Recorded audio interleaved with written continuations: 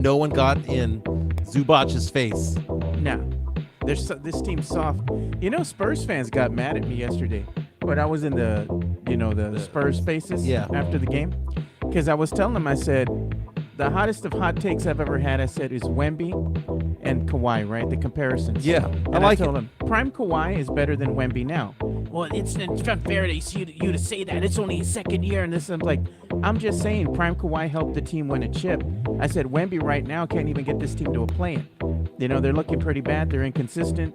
The team is soft. I said, it's different. They go, well, Kawhi was surrounded by better players. And I said, that's my point. I said, that's my point.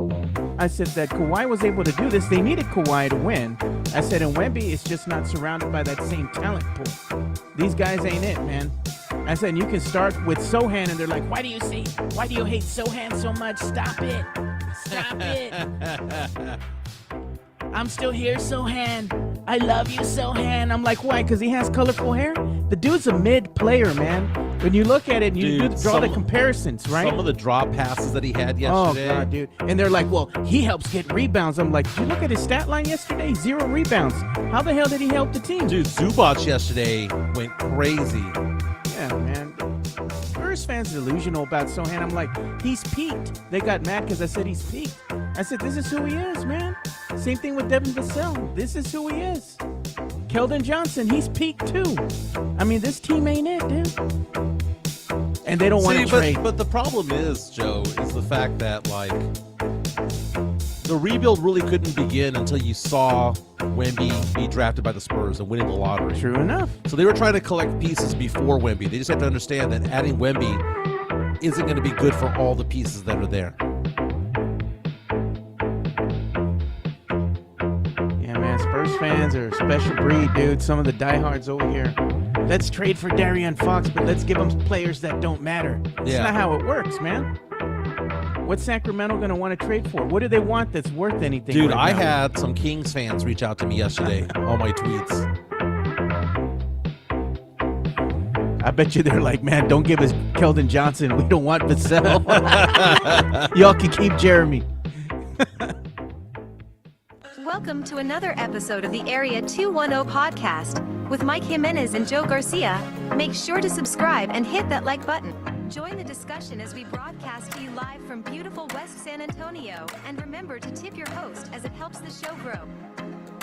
Look who's starting on time today. My name is Mike Jimenez. That's Joe Garcia. This is the Area 210 podcast coming at you from the west side of San Antonio. We're going to go for about an hour 15 today. Okay, typically I say hour 15, hour and a half. Today, I'm in it for an hour and 15. If Joe wants to keep going, he can keep going and wax poetic if he likes.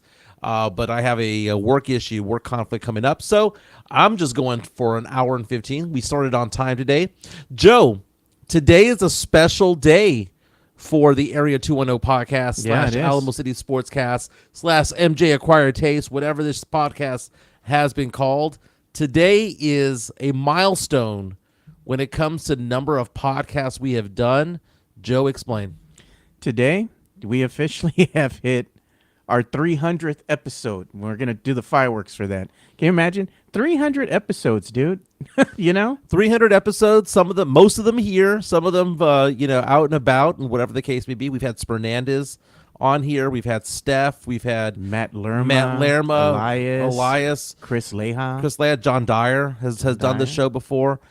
So thank you to everybody. Thank you to all the supporters out there. Can't forget Jeff Garcia. Jeff Garcia from Locked On Spurs 5, James Pledger, Carolina Teague have all been part of this at some point or another. At some point. And, so we're excited about this. And this Saturday, we're going to celebrate the 2,000 subscribers to the Area 210 podcast. It's going to be over at the Hidden Tavern over there in Castle Hills. Now, Joe and I had breakfast this morning. Yeah, we did. We very rarely get together before the show. Usually I'm just like coming in hot. Yeah. Telling you I'm almost there. I'm 2 miles away. But today we got here early today and we had breakfast and we were talking about the fact that our little shindig is taking place in Castle Hills area. I don't know if it's in Castle Hills proper, but if you are going, keep in mind Castle Hills PD is really, really, really bad. Yeah. So Uber, whatever the case may be careful out there because Castle Hills, they don't play. They don't play, man. They're looking for a reason to stop you. Very nice. Super Flash coming out on our YouTube stream, which, by the way, our chat line is powered by MCS General Contracting, saying 300. Congrats, guys. We're excited about that. And again, thank you to MCS General Contracting for being with us from day one when it comes to it, all that Diamond Hard Concrete. It's dual reasons to celebrate. 300, man. 2,200 subscribers. It's amazing. It's a fun, good feeling. I'm excited about what we have going on, Joe. And we're going to continue one way or another. You know, we're going to have to figure out how we're going to do the show and maintain and keep it going. For those of you who want to sponsor our show, reach out to me or Joe. Send us a line on Twitter. Give us a call. And just basically tell us that you want to sponsor the show. We do good things, man. Yeah. Sports, pop culture, nostalgia. We're going to have Jeff Garcia from Locked On Spurs and Ken's 5 on at some point in this show, maybe in about 15 minutes or so. Yep. Got to talk to him about last night's game. Spurs lost to the LA Clippers. It looks, if you look at the box score, it sounds like it's a blowout. But the Spurs were up with 5 minutes to go in the game, and the wheels came off. Spurs were down big time, doing that thing that they typically do, fall behind by double digits. They roared on back, took the lead, back and forth the early part of the fourth quarter. Wheels came off with about 5 minutes to go, and the Clippers pulled away. A Clippers team where we saw a lot of Kawhi Leonard yesterday. Yeah. The Boo Birds were out, so people weren't paying attention to Pop. Remember that, Joe, last year? When Pop, this is when Pop jumped the shark for me, okay? God, man. I thought Pop should have retired back in 2014, right off onto the sunset like David Robinson did. Yeah. But when Pop took to the microphone and said, "Don't boo Kawhi Leonard," That was it. that was the most pompous, arrogant thing I've ever seen him do. And I like the fact that the Boo Birds were out at the Frost Bank Center for Kawhi Leonard. Even though Kawhi Leonard is a former Spurs great, even though Kawhi Leonard is a future Hall of Famer, the fact of the matter is that banner that says 2014 NBA champions does not exist without him. Yeah. So because of that, I understand why people boo him because of Uncle Dennis and how he strung along this team and he bailed on us. I get that. But at the end of the day, the guy's an all-time great. He is the third best Spur to ever put on a jersey. And we can't forget that. And I think that's why we hate him so much. I think it's not because of the Uncle Dennis thing and all that stuff.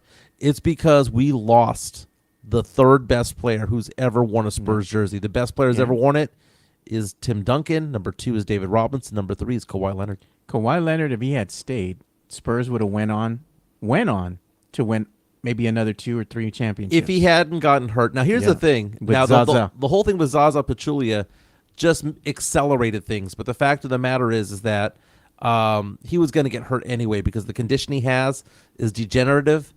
He was going to go downhill anyway. But that guy's a future Hall of Famer, man. He won a chip in dramatic fashion with the Toronto Raptors. Comes into town yesterday. Has a very, very good night on the floor. Shot 11 of 19. 27 points from Kawhi Leonard yesterday. Knocked down 2 3-pointers. Also had 7 assists and 6 rebounds.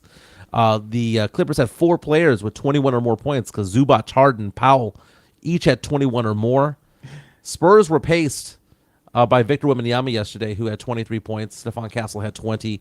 Stephon Castle, by the way, the plus-minus. Spurs lost by 12, right? Yeah. Plus-minus wasn't kind to Castle yesterday. Got to admit. But our guy, Jeremy Sohan, he needs to go back to the green hair. I was told, and so were you, Mike. He was the savior of this team. Well, here's the thing. Yesterday, we saw Sohan play with Castle, and typically when one goes in, the other comes out. But we saw a lot of time with them together out there. Sohan's stat line yesterday: 7 points, 0 rebounds. He shot 3 for 4 because he had little bunnies from underneath the basket, right? 7 points. He missed his only 3-point attempt. Keep in mind, you take a look at the other side of the house. Ivica Zubac, 21 points, 22 rebounds. The MFer had 13 offensive rebounds. Yeah, but 13. How do you have 13 offensive rebounds in a single game? That is ridiculous. And Sohan and Wemby could not keep him out of the lane. no. Look at what Chris Leha's saying right now. Appreciate you, Leha. He says, if you're going to be at this event Saturday, drop a $5 super chat saying F them picks or Diamond Hard, and you'll get an MCS hat from us on Saturday. Very nice. I like it. I Get like that hat. that, It's a good-looking hat. And look at just like that, we get a $10 super chat incoming. Coming in hot. Sam Salinas saying that was some stellar above average defense Sohan played last night. Doesn't square up, can't keep up. Watches as he gets past, falls down, looks absolutely lost. Stellar, says Sam Salinas. The guy's just a dude, man. Well, last night he's just a dude. They told me that he locked down one James Harden. He played amazing defense on James Harden. What did James Harden do at the end of the night? He played for 37 minutes, 3 rebounds, 11 assists, and had 21 points on the night. Yeah, Harden shot 7 for 15, knocked down 3 3-pointers. He's a pest. He's going to get 20 points just regardless, simply because he's a pest out there, and he facilitates the offense. The problem the Spurs had last night is they had no one to guard. There's two things. One, Harden, you can let Harden go off, and you can still win that game, right? Can. We saw that when he played with Houston. We saw that when he played with Oklahoma City. You can let him go off, and they can lose games. But Kawhi, no one could keep up with Kawhi. For a while there, they tried having Stephon Castle on there. Castle 6'6.5", around the same height as Leonard, maybe a little bit shorter. But the fact of the matter is that Kawhi Leonard just, was out physicality wise going up against Stephon Castle. he was just getting to his spot. Castle couldn't guard him, and nobody could guard Zubac. Dude, The Spurs had 7 offensive rebounds as a team. I know. Zubac had 17 on his own. 13 on his own, rather. Look at 22 overall rebounds. Look at the stat line that stands out to you at the end of the night. 57 total rebounds by the Clippers, 30 by the Spurs. That means that the Clippers had 27 more, right?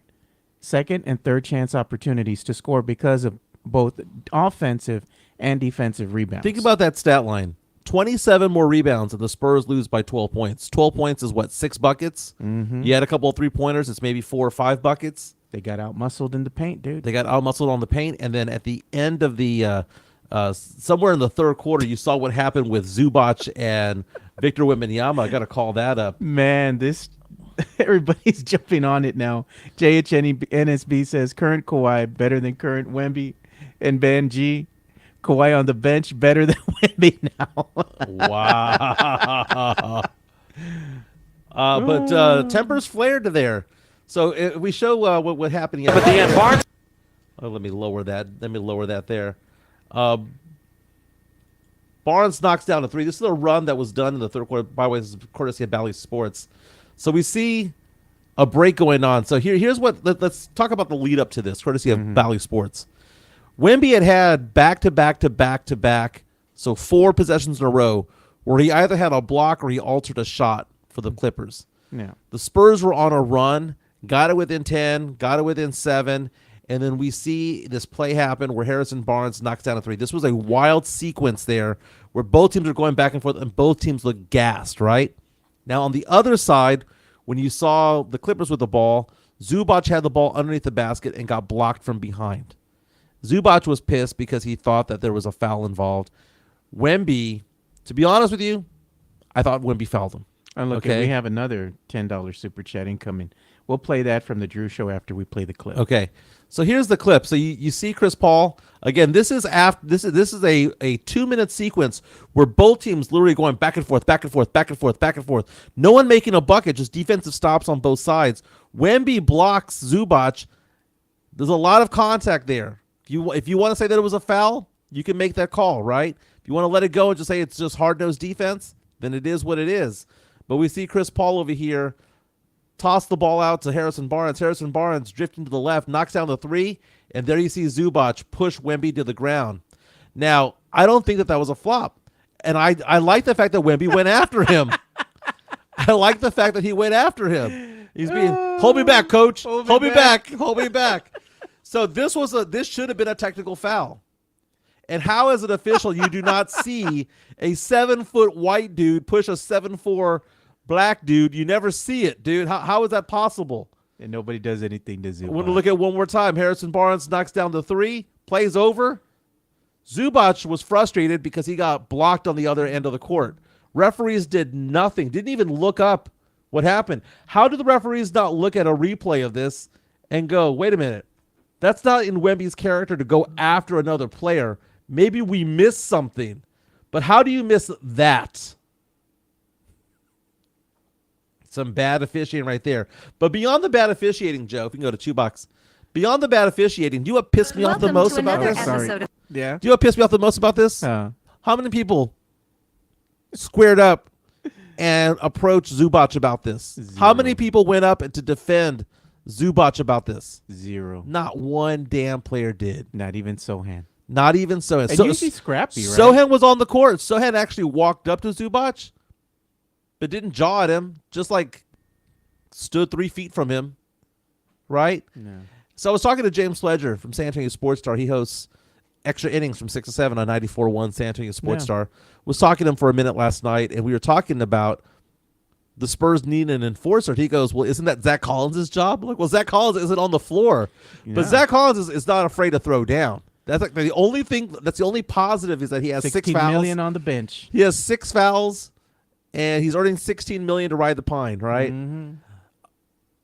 It pisses me off because back in the day, we talk about how the Spurs had veteran presence whenever you had Robinsons join the team, and when you saw Duncan get drafted by the team, they had veteran presence, but they also had enforcers on the court, right? Yeah. The Mario Ellie's, the Jerome Kersey's, the Malik Roses, the Kevin Willises, the Will Purdue's, the Frank Brickowski's, Terry Cummings, the Cadillac Andersons. Isn't it sad that I can go back in time and name you like 8 or 9 enforcers? Sidney Green, Robert Ory, my favorite dude. You know, you had some enforcers on this team, and the Spurs. I can say this though, David Robinson. For many years, people considered him soft. I don't think David Robinson was soft. I just think that he was not the traditional center that you had there. He was He was ahead of his time. He was a modern day guy playing in a bruising era, right? He could shoot. He had the athleticism, the speed, the handles. David Robinson today would dominate the league. Yeah. David Robinson today might even be the best player in the NBA. But he was in the wrong generation. He was in the wrong era. Jeremy Sohan's in the wrong era also. He'd be dominant in the early 90s. He wouldn't be dominant now. Well, it's showing right now. But the thing about it is that, well, maybe not dominant in the early 90s. He would be better in the early 90s. But the fact of the matter is that the Spurs not only need shooters, not only do we need a long-term solution at point guard or making sure that we iron that out. Not only do we need a backup big, but we also need enforcers on this team, not to throw down, but to be that presence of mind that, hey, you mess with him, you mess with me. Yeah. We see that in the NBA right now. Dylan Brooks is that guy. We see that with Draymond Green even still. How many people F with Steph Curry? Nobody, dude. Why? Because Draymond Green, he's going to mess you up. Oh, he's going to kick you we in don't the need nuts. We don't need a Rasheed Wallace. No. You know, we don't need a Malice at the Palace type of thing. But we need somebody there with the balls to step up to somebody and say, don't do that to our guy or we will F you up. You know what they need? They need some nasty. And they don't have that right now. No, they don't. They're soft, dude. They're soft. Because all we have are a bunch of young guys and people at the tail end of their career. Just a bunch of dudes, man. Bunch of dudes. We got a $10 incoming super chat here from the Drew Show. Appreciate you, man. Says, I'm off Alien Island. Says, Victor isn't as good as you guys think he is or the media thinks he is. Definitely not as good as he thinks he is. Mike was right. He's just another guy. Get me Cooper Flag. Okay, I did not say that Victor Wembanyama was another guy. Back off on that. Victor Wembanyama is a top 10 player in the NBA this year. Right. He's a top 10 player. I mean, dude, if we were having a draft right now, Joe, of every single player in the NBA that's available, Wemby would go number 1 overall. Right? If you said every coach out there, you can start a team with any player in the NBA, you could have Joker, you can have Luka Doncic, you can have Trae Young, you can have Giannis, you can have any of these players, LeBron, Steph. If we had a brand new draft where all players are available, the number 1 overall pick would be Victor Wembanyama. And every single GM would pick him. Pick him over John Morant, SGA, and all those guys. Last night, Wemby was 23 points, 8 of 16 shooting, knocked down 3 of 6 from 3, 23 points, 12 rebounds, had 3 blocks, 2 steals, and 4 assists. He had a good game. He didn't have a brilliant game, but maybe that's the problem. Sometimes the Spurs need to have a brilliant game from Wemby to actually win. And again, this is one of the last few games at the Frost Bank Center before they go off into the rodeo road trip. Last night, we saw Devin Vassell get 19 points, Harrison Barnes 15 points, Castle 20. The problem last night, though, we didn't get nothing off the bench. Mamu was struggling out there with 2 points. Dude, I watched Mamu play. My dad calls him Manu still, by the way. Watching Mamu play out there, the guy is hustling his ass off, but that doesn't mean that he has the talent to do anything in this league. Mamu had 4 minutes out there. It was exasperating watching him play. He was running up and down the court like a, what's that old saying? Like a chicken without a head on, all right, with the head off, cut off. He was just running around. He's just a high energy player, man. Doesn't get much burn. Yeah, Julian Champagny, 2 of 5 shooting. Jeremy Sohan, 3 of 4. Keldon Johnson, 4 of 9. Trey Jones knocked down all 3 shot attempts. The problem is that they didn't score many points. Champagny with 5, Sohan with 7, Keldon and Trey with 9 each. Look at this, and Sith Lord Elias was my brother in crime last night in the Spaces, man, with Matt Lerma. He says, it was Joe and I versus Matt and the crew last night. Flip the whole why do you all hate Sohan argument when I asked them, why do you all blame Devin for everything? That is true. Man, and we got another $10 super chatting coming from the Drew Show. Drew Show, we appreciate you, man. Goats and wannabe goats don't have this many 20 and 30-point blowouts this early in their career. Flag is a true 5-tool player, has a mid-range post-up moves, and can actually dribble off the island. It's funny because if you were to go back in time, yeah, and this is where we need to understand and I hate using this word, the patience that's needed for certain players. Joe, who do you think? Tell me the 5 best players. Give me one at a time. The 5 best players in the NBA right now. Well, you think you still have to go ahead and go with Giannis, right? Okay, so let's look up Giannis, right? Okay. So Giannis joined the league back in 2014. He was the number 15 pick in the draft that season. Mm-hmm. Giannis, his first year stats, 6.8 points per game. He was 7th in Rookie of the Year voting. Not top 5. He was 7th. He averaged 6.8 points, and he had 4 rebounds per game. Does that sound like a superstar? Not yet. He was the same age as Victor Wembanyama. His second season, 12.7 points, 7 rebounds. Again, not a superstar at all, Joe. So you look at that. Wemby is at a better trajectory right now than Giannis was at 20 years old. If we're going to go LeBron James. I was totally stranded. No Oh, we have a Charmin commercials playing here. If we have a LeBron James, we look at LeBron James's numbers, right?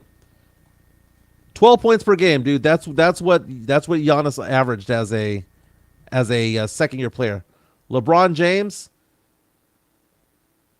averaged 20 points per game as a rookie, 27 points as a second year player. So that guy, LeBron James is that guy. But you can go back in Luka. You can go back at other stars. Nikola Jokic.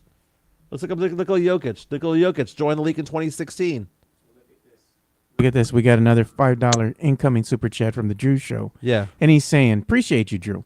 And he says, yeah, this team will always get out-muscled when skinny mini 7'5" wannabe big man is in the paint. Zubat to get 30-30 a game against this little twig. You got 20-20. Hey, and we do have Jeff on the line. Jeff will only be here for a short period of time, so I'm going to go ahead and bring him on because his time is limited, and we're going to go ahead and bring him in proper. Here comes the money. Here we go.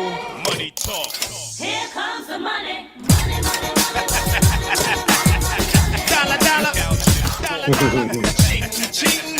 All right. Hey, Jeff, thanks for joining us, man.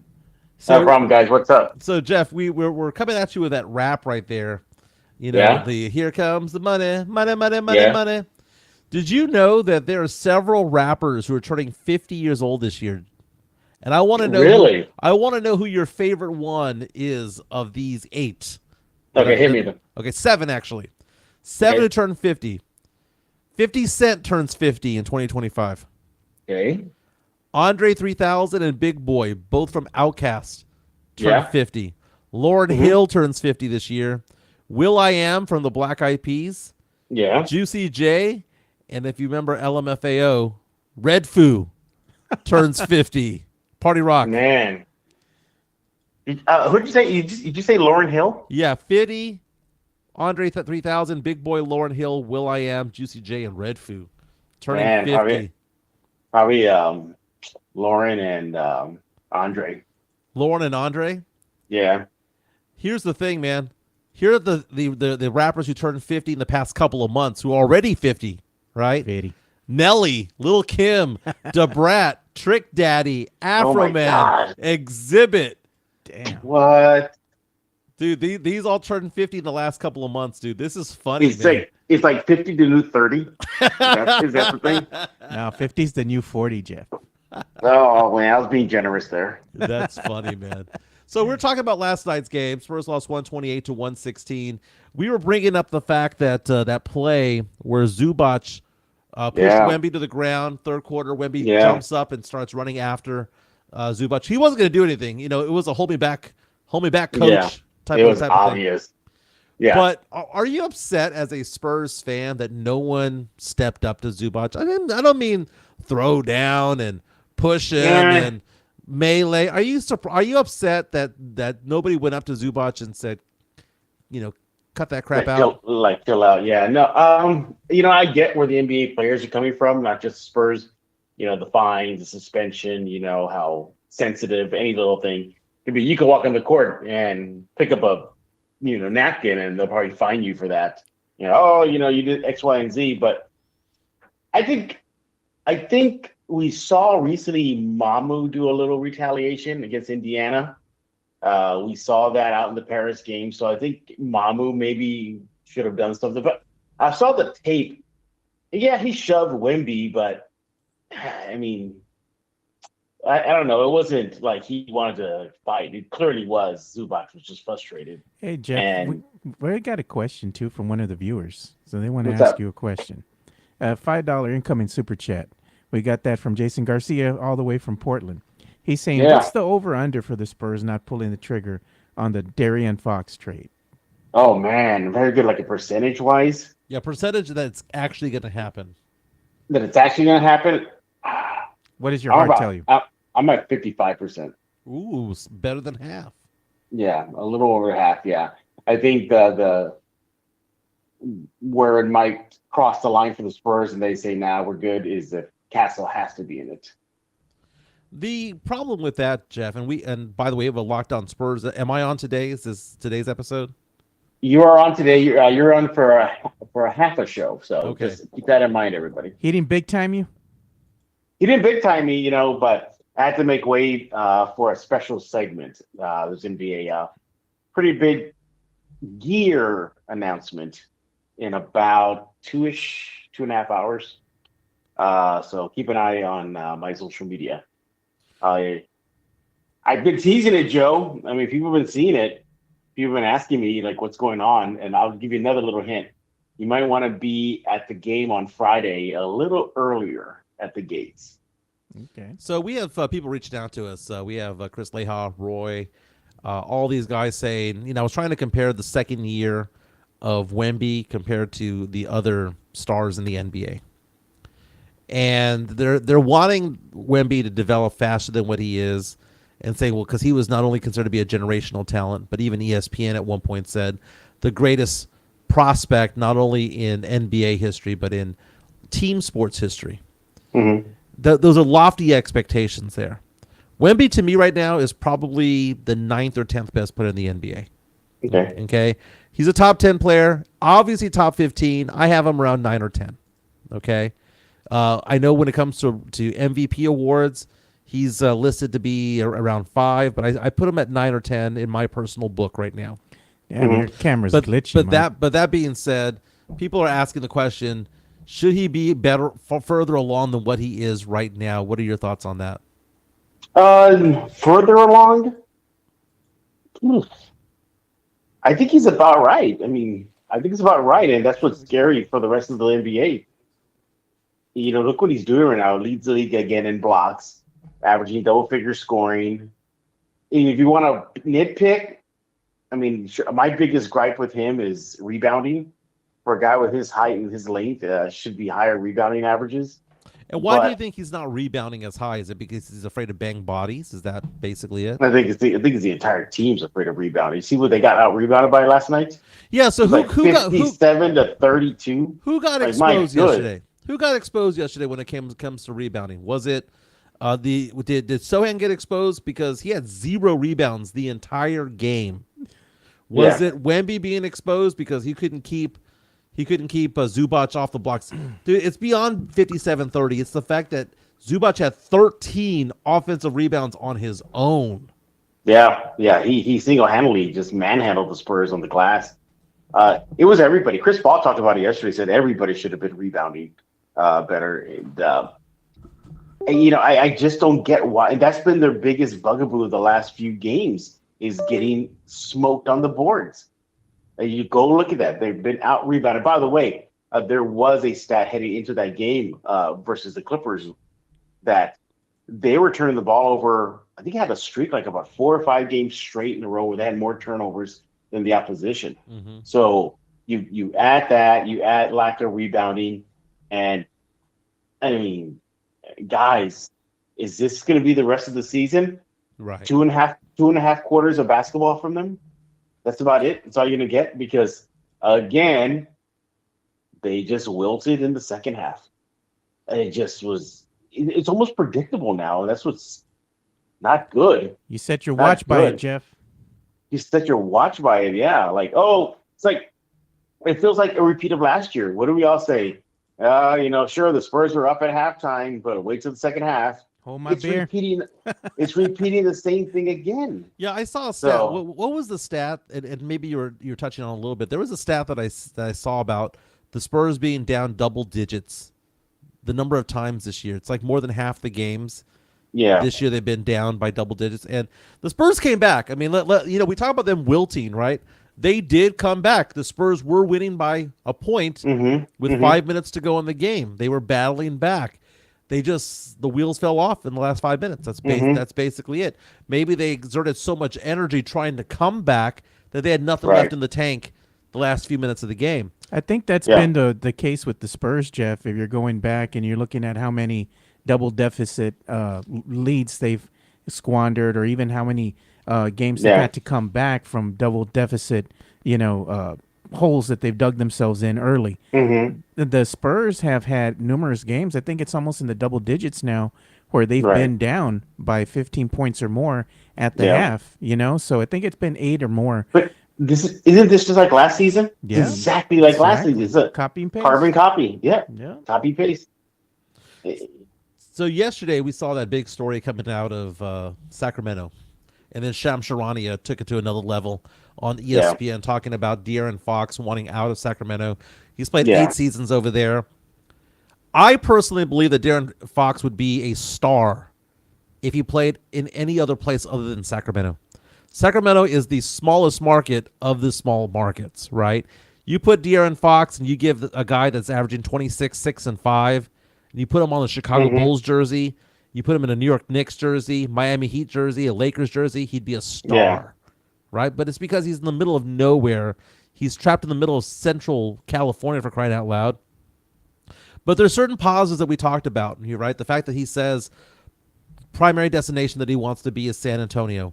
He's from Texas himself. He's from Katy, Texas. His wife is from San Antonio. Stars have aligned on this one beyond all things that I've seen before when it comes to a star player. I was going back and forth with some Sacramento Kings fans yesterday because they apparently saw my tweet and they were going back and forth, and they said, quote, if we're going to trade De'Aaron Fox, you better believe Stephon Castle better be part of this trade. There you go. That could be the killer for every deal. Yeah. So your thoughts on Castle? Like, has there ever been a Rookie of the Year traded mid-season? That's a good question. I don't know. I thought Jabbar wasn't, right? No, Jabbar. No, he was. He was ready. He was ready with the Milwaukee Lakers. Yeah, the Bucks. The Bucks. But I think that again, that goes back to what I was saying. My thoughts is that's probably going to be a deal killer for the Spurs. It would have to be a very, very good deal for them to release Castle. Do you think that is Castle already there? Because if we're saying deal killer, isn't that kind of implying he's untouchable? That's the thing. Can you do that? Can you say that he's untouchable? Because here's the thing. We hope that he develops into becoming a player just like De'Aaron Fox, Why not just go get the guy that's already there? By the way, Joe. Yeah. By the way, Jeff, did you realize that sportsbetting.ag has released the odds of who they believe De'Aaron Fox is going to play with next? Mm-hmm. The odds are they just got released. They have the Spurs at minus 150, which So it's almost a done deal. Basically saying it's like more than a 60% chance that they believe it's going to happen. They have the Rockets at 3-1 odds, the Heat at 4-1 odds, the Magic at 5-1, Lakers at 7.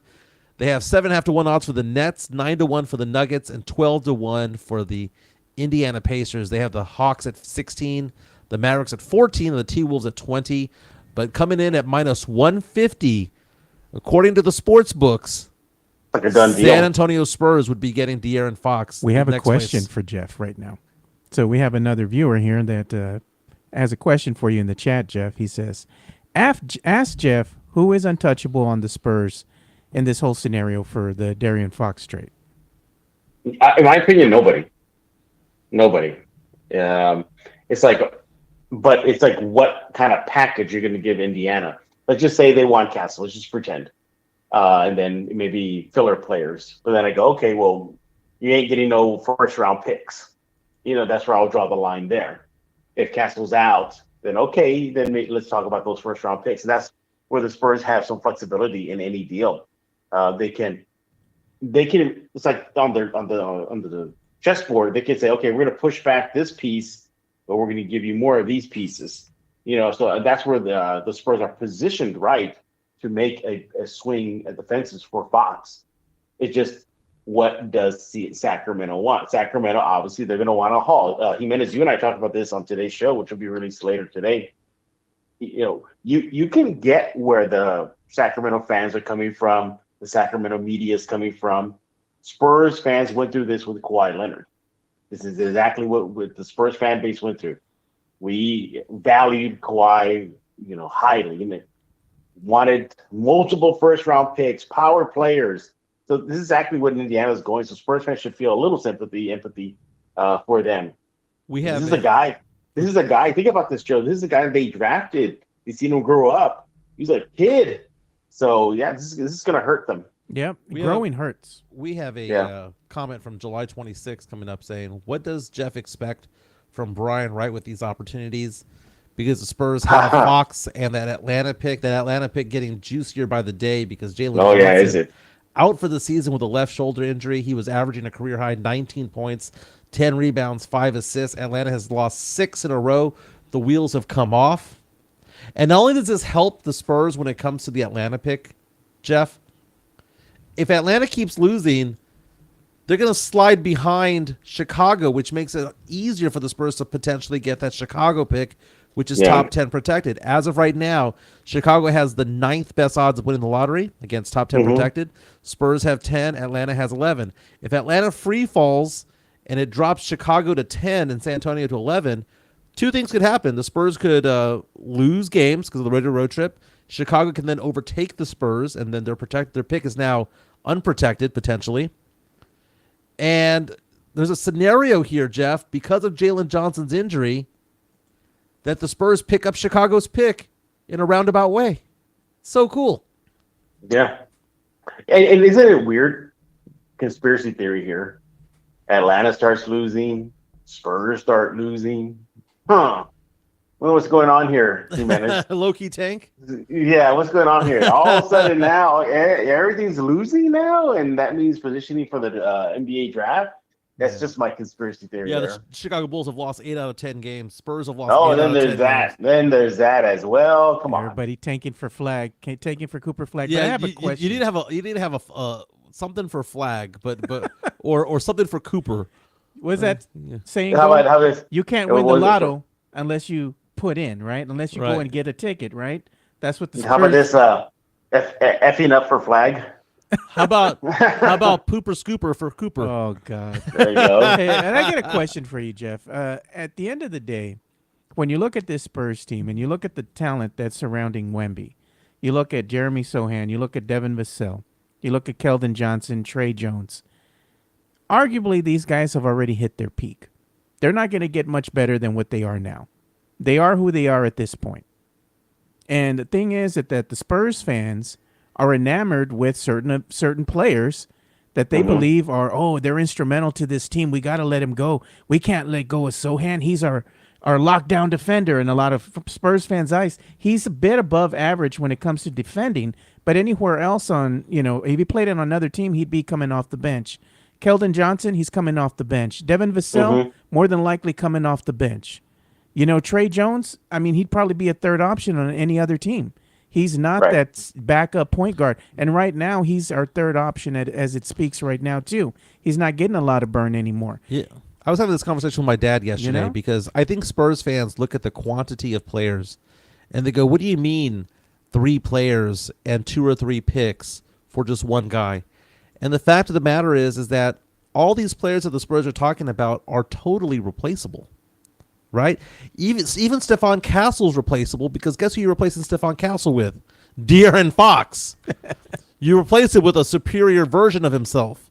Right? You can get a Keldon in free agency. Yeah. You can get a Devin Vassell in free agency. You can get a Trey Jones in free agency. You can draft these guys as well. But what you can do is guarantee yourself a star.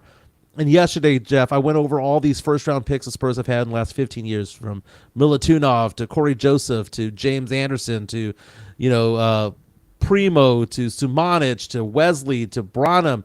Just because they're first-round draft picks and you have that pick doesn't mean it's actually going to be anything. Just go get your guy. Go get your stud player. And if he wants to be in San Antonio, when's the last time you saw that, Jeff? When was the last time you saw an all-star player, an all-star caliber player? And why isn't De'Aaron Fox multi-year perennial all-star? He plays in the West, and Steph Curry is going to get those nods. Luka Doncic is going to get the nods. Devin Booker is going to get that as well. So he's behind 4 or 5 players who are future Hall of Famers, and that's why he doesn't get those all-star bids. If he was on the East, he'd be getting them every year. Yeah. I don't know. Ultimately, I think going back to your question, Joe, about Brian Wright, I kind of think he's already on the clock already as far as now assembling a roster moving forward. He's assembled the chess pieces. That's good. He went to the store. He got the premium chess pieces. Didn't go to Ross. He went to Macy's maybe. He's got those draft picks on the board. Okay, now make a move. So I think that's where we're at right now with him. Let's assemble a team to fit around Wemby, because right now this current team looks like it's sputtering right now. It's not clicking. It's the same. What happened? Seriously, some of these players, are they even showing up? What happened to Julian Champagnie? Dude, Champagnie. Seriously, what happened to him? He fell off. Dude, Champagnie off the map. Champagnie and Sohan, what has happened to their hands the last few games or so? Did they just stop shooting? I'm talking about Champagnie. Yeah. What happened? He was money to start the season. Now all of a sudden he's averaging about 5 points here, 2 points there, 3 points here. Joe, what's his nickname again? Gone. But beyond that, what do we call him back in the day? Oh, cardio. And then cardio Champagnie. And Rick calls him popping bottles when he actually does good, Yeah. Champagnie. Dude, he's out there getting cardio, man. He's getting his 10,000 steps in. Talking to Jeff Garcia from Lockdown Spurs and Ken's 5 about the Spurs. Spurs losing to the LA Clippers last night. Spurs were up by 1 point with 5 minutes to go. Wheels fell off. Spurs got blown out down the stretch. Kawhi Leonard, Zubac, Powell, Harden, all with 21 or more points. It was a difficult game to guard these guys, but this is what it is. People are asking the question, Jeff, how is it the Spurs are losing now? Well, it's because the Spurs can beat up on bad teams and we lose to good teams. We've beaten OKC this year. We've beaten Denver this year. But for all intents and purposes, the MO of this team is we beat bad teams, we lose to good teams. That's the or the other MOs, like Chris Paul said very directly last night, was story of the season. Play good one half, play bad next half. Well, here's the thing. Chris Paul was interviewed after the game yesterday, and they asked him the question about, does he hear the whispers about the trade rumors and stuff like that? And most definitely he does. Yeah. I think the Shams Charania one, I think he disregards most of them because it's just rumbles and rumors. Yeah. And he did. Yeah, he said that. He said it's just a bunch of lips flapping. That's what he said. But this one right here, Jeff, I think this one has meat. This one caught his attention because not only was it Sacramento media reporting this, Because keep in mind, that's where it started. It didn't start from some blog. It started from Sacramento media saying that De'Aaron Fox wanted out, according to their sources on the ground. And then it got picked up by ESPN and verified by Shams Charania at ESPN. He wasn't parodying those guys. He went and called his contacts over there and said, oh, my God, this is true. And then taking a step further back, with Charania reported recently, wasn't really totally completely new. Remember, back in December 2024, The Athletic reported something similar, saying the Spurs are monitoring Fox or monitoring if he's going to be staying there long term. So this is not completely new, but what's new is just you have another national media reporting it. You have local Sacramento guys, not blogs, as you said, reporting on it, saying that they're telling the Sacramento fan base to get braced for Fox's departure already. And then you got Fox yesterday openly saying that, that's probably, what's going on right now. He wasn't hiding it. Again, I don't care who it takes. Sohan, Castle, combination of them all, Vassell, Keldon, don't care. Everybody's replaceable. Castle's my favorite player on this team. I would hate to see him go. But if that's what it takes to get De'Aaron Fox, guess what? I have one word for you. Gone. I got a question for you, Jeff. Joe, we're fast though. Let's just pretend like the trade happened already. All right, it's happened. Fox is a Spur. Yay. Where would that trade rank among the Spurs' best, greatest in-season trades? I think it'd have to be one of the best. The best. Probably have to be number one, right? Yeah. Number one, because the closest one I could think of was Sean Elliott for Dennis Rodman. Yeah, and then the worst one was when they traded with the Milwaukee Bucks to get what's his name? RJ. Yeah, God, that was bad. And then what was another major in-season deal? I can't think of one. I'm looking at the past trade history of the Spurs. So let's look at some past in-season trades. So last February 8th, right at the deadline, the Spurs traded Doug McDermott. Yeah, I know. Right, get that one out. So we got Marcus Morris, and we just waived him. Right, waived him. Yeah. So we got rid of Doug McDermott last year. In season, I'm going back in time, February 9th, 2023. So back-to-back years, we traded Josh Richardson for Devontae Graham. Nah. And like 4 second-rounders. We also traded Kem Birch. Yay! Put that on number one. Okay, we got Kem Birch in exchange for Jakob Poeltl. We also got a first-round draft pick that got traded. The 2024 pick, the number 8 pick that got traded for the 2031. I know Jeff's gonna have to go already. It's getting close to you leaving because you got to do Los. Dwayne Dedman. Yeah. We traded Dwayne Dedman for Dwayne Dedman earlier in the year. God. We got cash considerations. It'll have to. I mean, at the rate that you're going, Jimenez, right now, it's probably going to be number one. If the bar is low, then as far as in-season trades, not off-season, not waiver wire. And this is how you know that they're going to do something. Yeah. That's how you're going to, because we're going back in time. These are all deadline deals. We traded Derek White at the deadline in 2022. We traded Thad Young and Drew Eubanks in 2022 at the deadline. We traded. Let's see here. Picks. Was Terry Cummings' deal? Was that an in-season or off-season? No, that was off-season.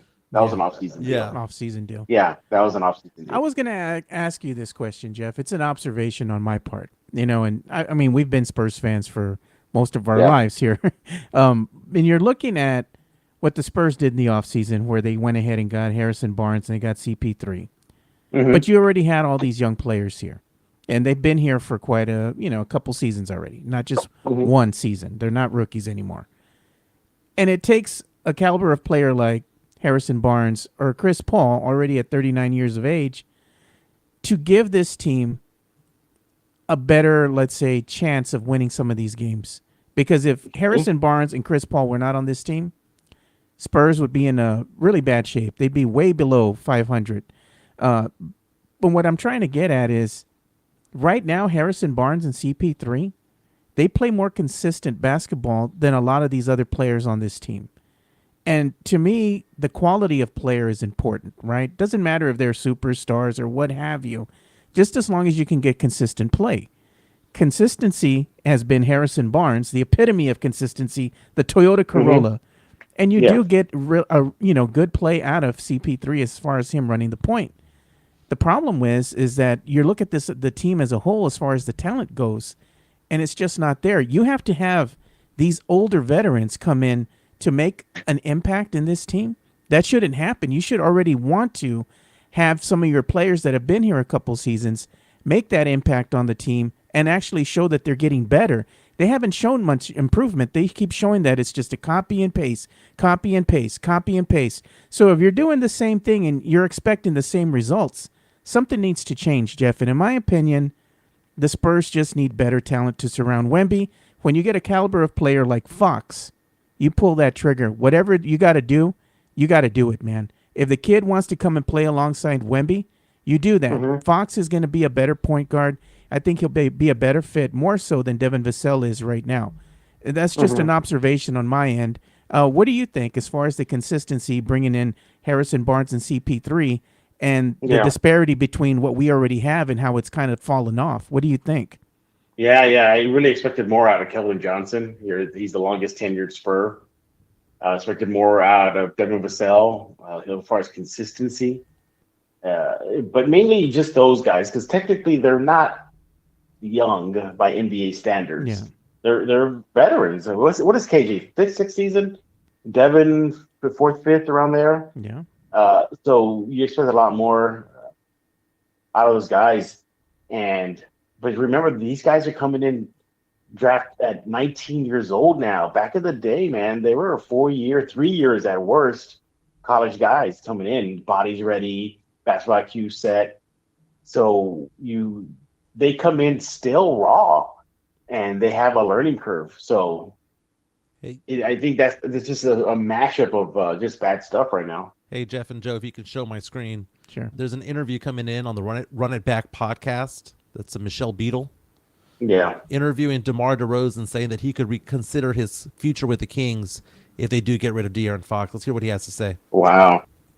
Yeah, it's tough because, looking at the landscape before I came here, the guys I talked to was Fox, Domas, and Malik. Those are the core guys that, made it easy for me to make my decision to play here, and a key player, juggernaut in Fox, not knowing the future of that, it does make it tougher. I don't have much time left. I'm not trying to play another 5 years, try to maximize the opportunity we have now to play with a great team. You never know when dominoes fall the wrong way, when it comes to organization, it makes it tough, so it's something that, we just got to weigh out and see. And, for the meantime, make the most out of it, so we'll see how it pan out.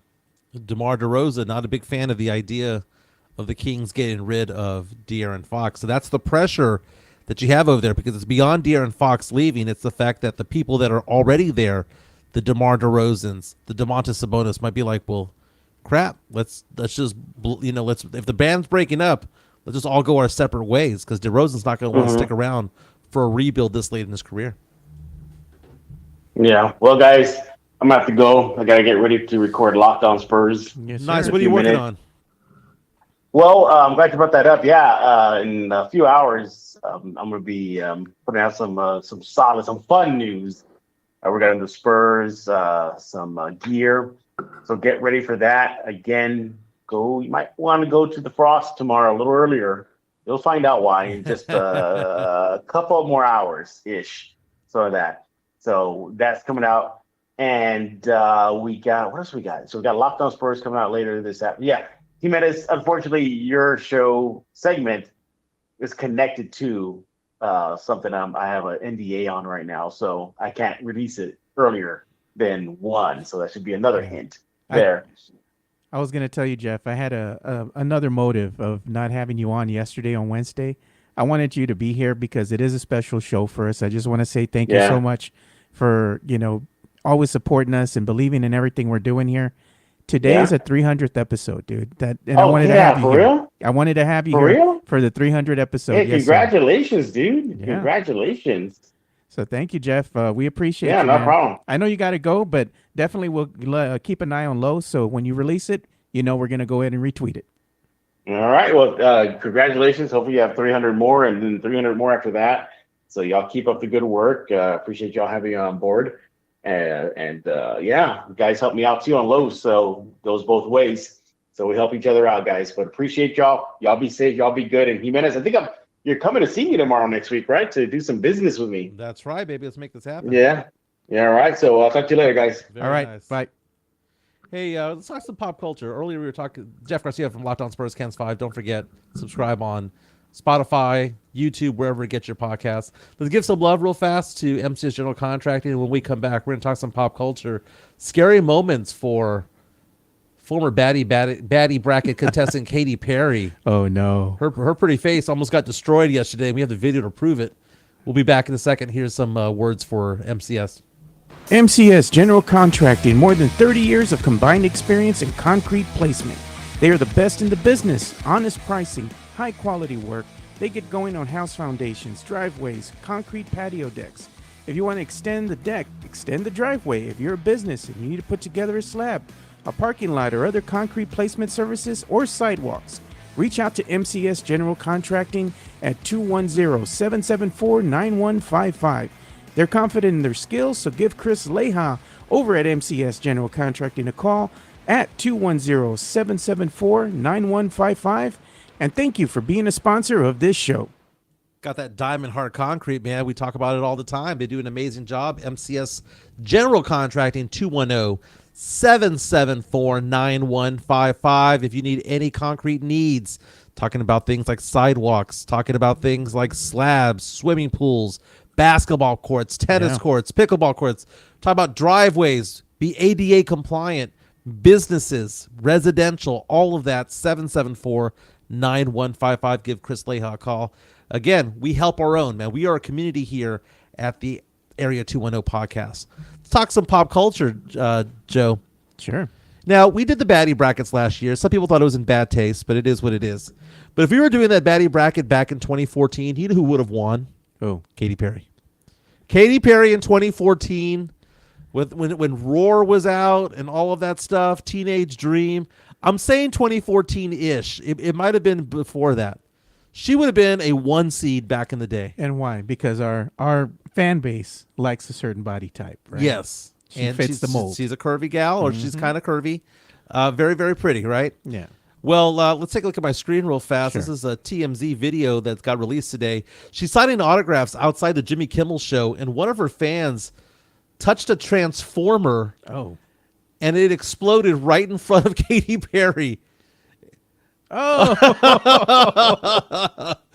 So, you know, baby, you're a firework. Let's see this fireworks one more time. Let's see it one more time, and look how close it got to her face, by the way. Why do they have barbed wire there? Dude? God. So Where are here- they at? The Jimmy Kimmel live show. Oh, God. They got barbed wire up there. So apparently somebody got burned. I don't know who it was. One of the fans got burned by it all. So Katy Perry is perfectly fine. Happened a few feet from her. She was able to duck in time. You know what they did to that fan, right? They took him to the side and said, you know what? What if we give you a signed picture of Jimmy Kimmel? It's Guillermo instead. Guillermo, sign this waiver. But Katy Perry is going to be perfectly fine, man. People are asking, is Hefe going to be showing up on Saturday? We'll see, man. We shall see. We shall see. We were talking about rappers turning 50. And this came to light because I was watching a TikTok last night. Yeah. And it was this one guy basically saying that he feels old because his favorite musicians are turning 50, right? Yeah. And I thought about it. You know, I grew up a big fan of 90s rock. Yeah. 90s And, rock, and hip hop.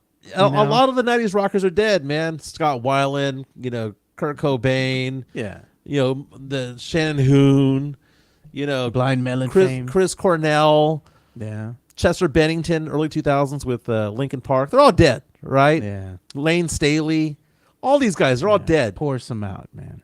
But the rappers, man, you know, we saw some of them like Tupac and Biggie die. But for all intents and purposes, man, for the most part, a lot of these guys lived long, healthy lives. we still see Flavor Flav sponsoring the Olympic water polo team, the women's water polo team. We see Snoop Dogg everywhere. I can't go anywhere without seeing Snoop Dogg, dude. We go to a casino. He's everywhere, man. There's a Snoop Dogg slot machine. We go to I went to the gas station. There's Snoop Dogg wine. Yeah. We see him with, Martha Stewart doing this, that, and the other. He's very marketable, Right. Yeah. So we have that, right? Dude, we see what's his face? Dr. Dre, Eminem still doing their thing, right? Yeah. But turning 50 this year, Nelly, who's going to be at the San Antonio Rodeo in a couple of weeks, turning 50 years old, along with 50 Cent turning 50, Andre 3000, Big Boy from Outkast, Lauryn Hill of the Fugees, will.i.am, remember him from Black Eyed Peas? Yeah, I remember him. Juicy J, Red Foo. These are all rappers who are turning 50, and some have already just turned 50. I love Sam Salinas' comment, dude. This is so true, dude, in a lot of ways. Look at what he says. Snoop lived long enough to sell out. Is he lying? Okay. So, little Demon Mike time. Yeah. Okay, so Snoop Dogg seems to be like a good family man, right? But some of these guys turn out to be cochinos, right? We talked about what's this? Flavor Flav, right? Remember Flavor of Love? Oh yeah. Right? And he was with Brigitte Nielsen. Do you think that was real? No. Do you think he was a real couple with her? Do you think that they ever fooled around? No, dude. It's probably all for cameras, man. What about Martha Stewart, who is 83 years old? She looks 50. How is she 83? Do you think... I mean, Chelsea Handler was famously with 50 Cent. That one was a real deal. Yeah. That one's a real deal.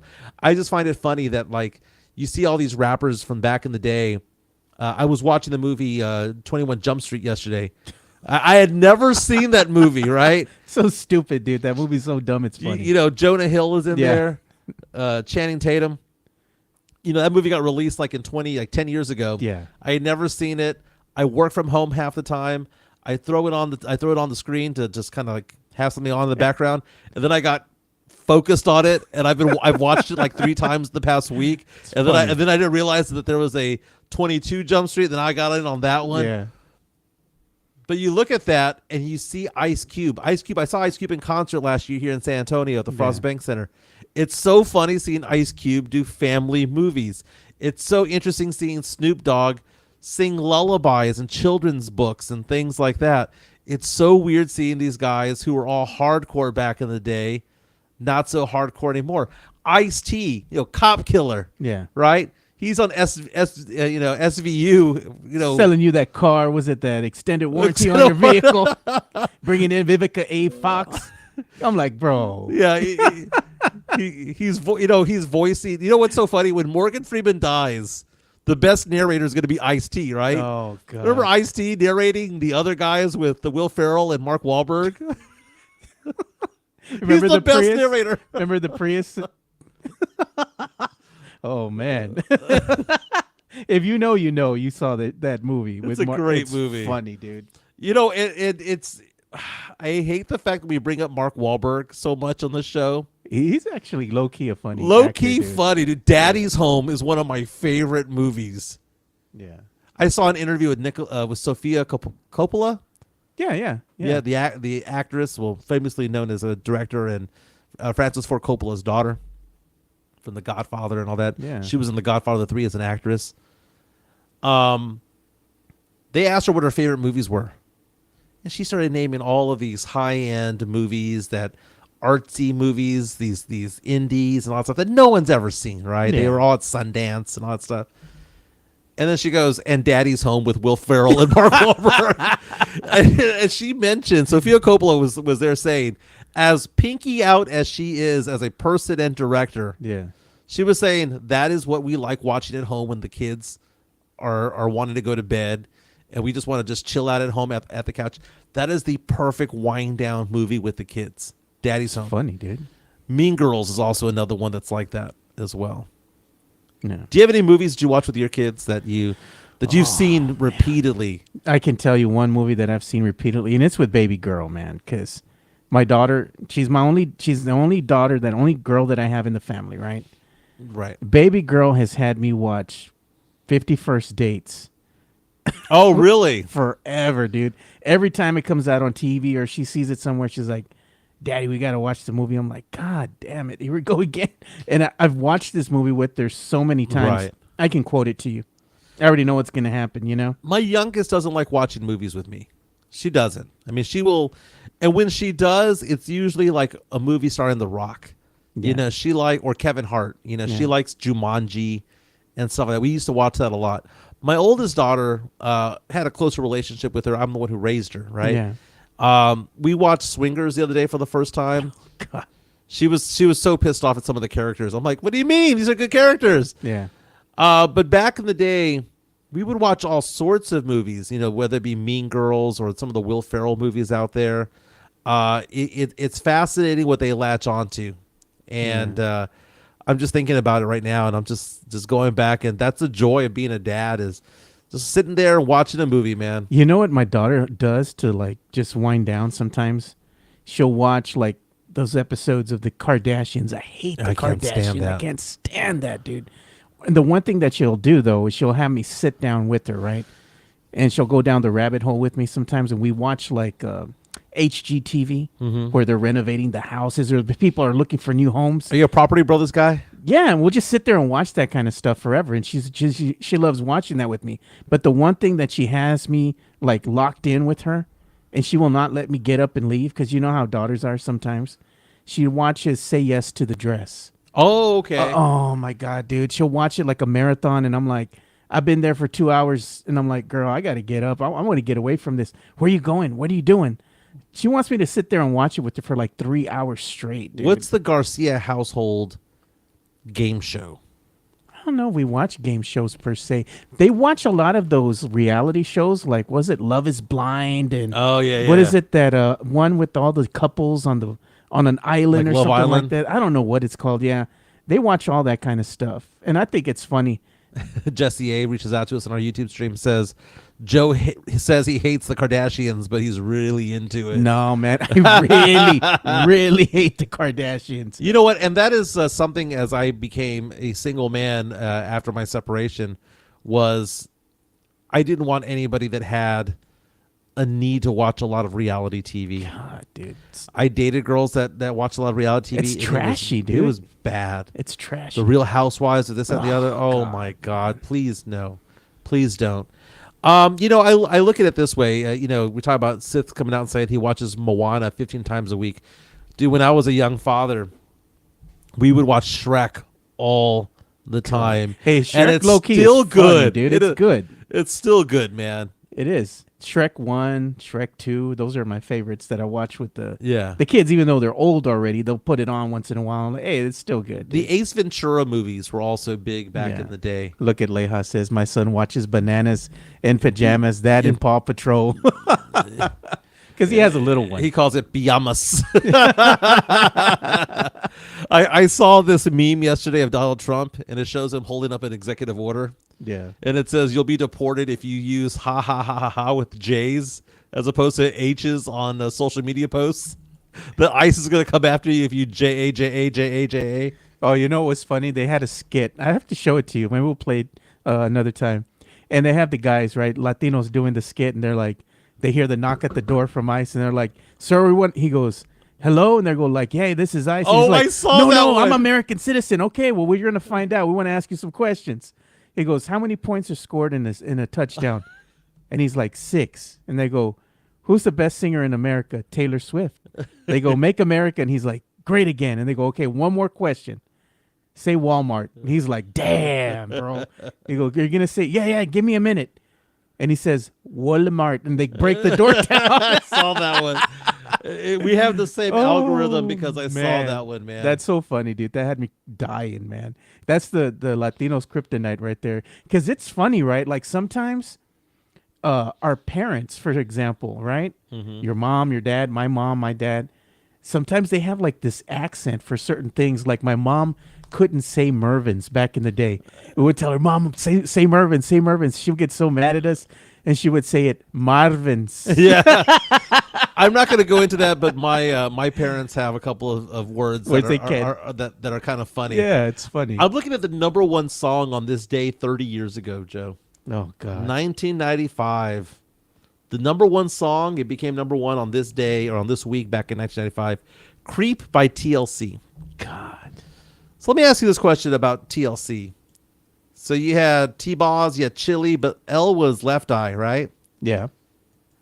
On a scale of 1 through 10, how psycho was it of a move of her to burn Andre Rison's mansion? And how bad was it that he got back with her afterwards? Hey, man, everybody likes likes a girl that has a little crazy in her, right? You know, at the end of the day, he probably said, you know what? My bad, girl. I did that to you. I made you get a little crazy, you know, and then she'd probably be like, baby, you know how you drive me crazy when you do these things and blah, blah, blah, you know? Yeah. He's like, it was both of us, you know, chalk it up to insurance claim, you know, but if she does it again, it's like, hey, Can you get an insurance claim if she's out here saying, yeah, baby, I did that, and I torched her home. She bragged about it. How does she not go to jail for this? He didn't press the charges, bro. He probably knew he'd done something. You know, he set her off, and he knows how she is, you know. Mm-hmm. But everyone likes the crazy ones, man. That's all I got to say. I'm pretty excited about this weekend because the weather is going to be nice, man. It's about damn time. I mean, not to quote Lizzo, but it's about damn time. Because right now, it woke up a little bit soupy today, right? Yeah. But the weather is supposed to be sunny tomorrow. It's supposed to clear up today. Gonna get up to 75. Joe, 76 and 78 this weekend. God. Next week, 81 degrees on Wednesday. Damn, that's going to be hot. I'm going to have to turn on the AC. You know what? We've been enjoying the studio, right? And I don't even have the fan on. I don't even have the heater on. I don't have the AC on because it feels nice in here, right? Mm-hmm. Just as it is. We don't need nothing. But, man, 81 degrees, dude, I might have to turn on the AC. Well, Groundhog Day is coming up, and Punxsutawney Phil is going to determine whether or not. God. And this is going to happen, I guess it's over the weekend, right? February 2nd? Yeah. I wonder, can you bet on this? And how accurate is it going to be? Here's the thing. According to Fox Weather, did you know that he has a tendency to go one way or the other? Yeah. More than the other. In fact, it says that they've been doing Punxsutawney Phil since 1887. And again, it's whether or not there's going to be right or wrong, right? In the last 10 years, Punxsutawney Phil was wrong 7 times. Oh, man. It's got a bad streak, man. Wrong 7 times. And in fact, since 1887, he has predicted winter 107 times and spring just 20. So if you're betting on this, that's 5.5 times more than the other. Yeah. Why do we keep doing this? It's nostalgia purposes, dude. JHNSB says Mike has a gambling addiction. Can I tell you the worst gambling thing I've ever bet on, Joe? Yeah. Okay. Probably the 2 most degenerate gambling I ever did was $50 bet in Vegas on the national anthem. Oh, God. I bet that it was going to go longer than 2 minutes and 6 seconds. So we're all there, hand on heart.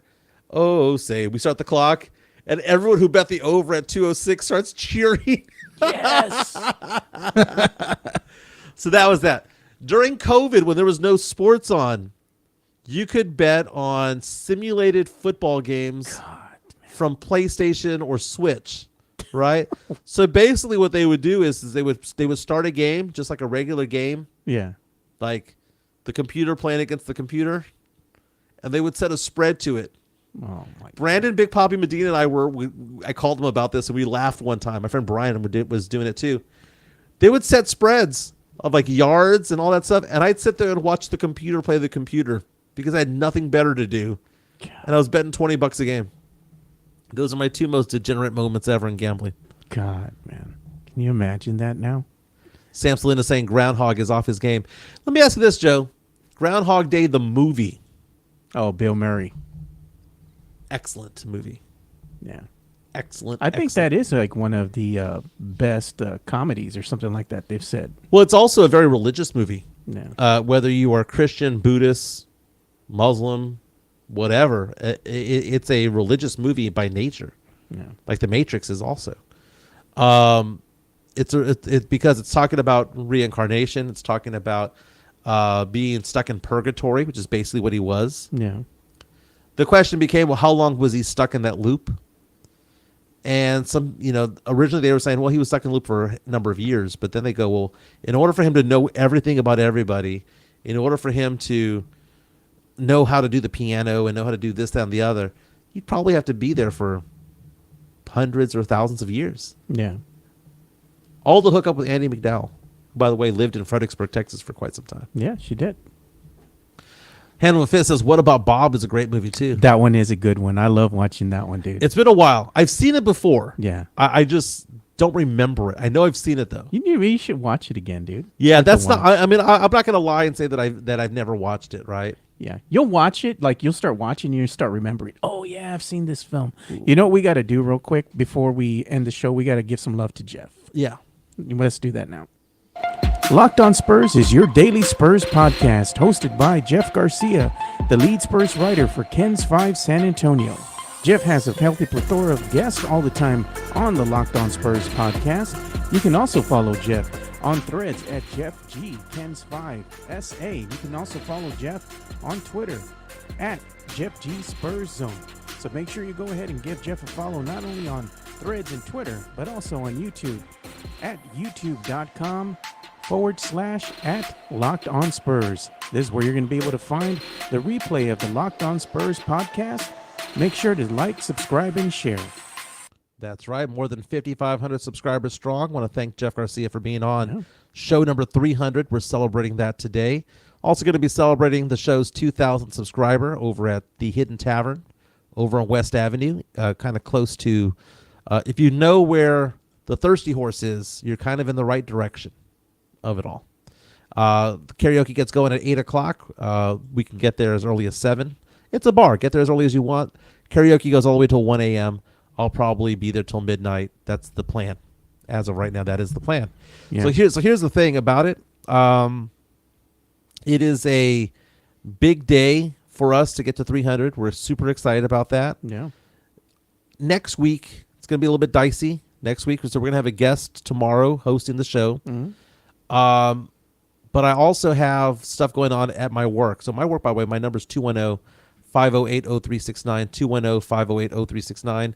Financial advising, investments, insurances, that's what I do, 210-508-0369.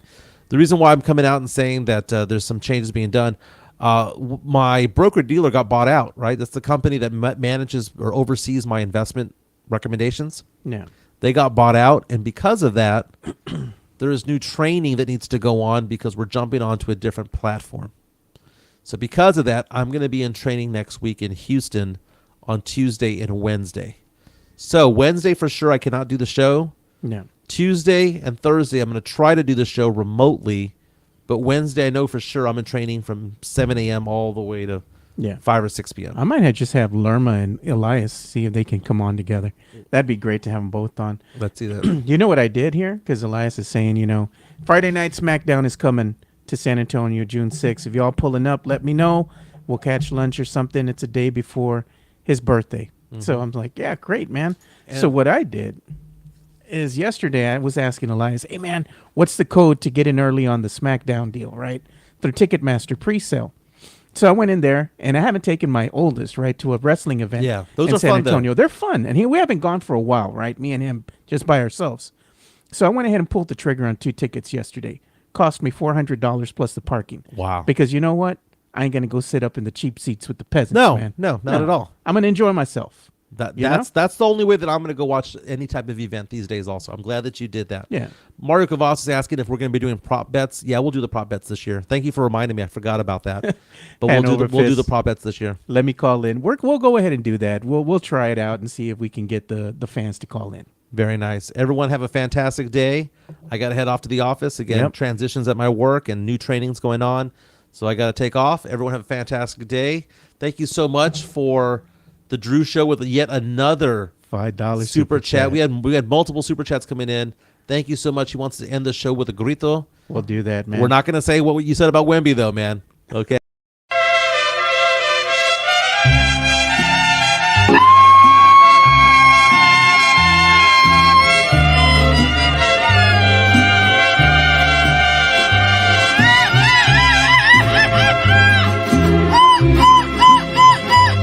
Presumir a mis amigos les conté que en el All right, you boys have a great one. We'll see you all tomorrow.